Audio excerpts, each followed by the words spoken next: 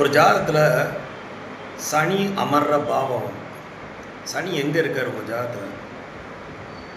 இப்போ அவர் அமர்ற பாவகத்தில் நம்ம பொறுப்புணர்ச்சியோடு நடந்து அந்த கடமையை நம்ம முடிக்கணுங்கிறது தான் சனி அந்த பாவத்தில் போய் உட்காருவார்.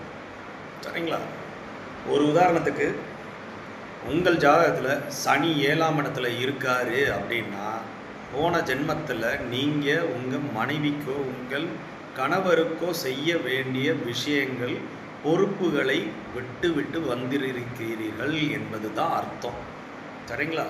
ஸோ இந்த ஜென்மத்தில் அதை கான்சென்ட்ரேட் பண்ணி பொறுப்பாக அதை முடி அப்படின்னு சொல்கிறதுக்கு தான் சனி அந்த பாவத்தில் போய் உட்கார்றாரு. சரிங்களா?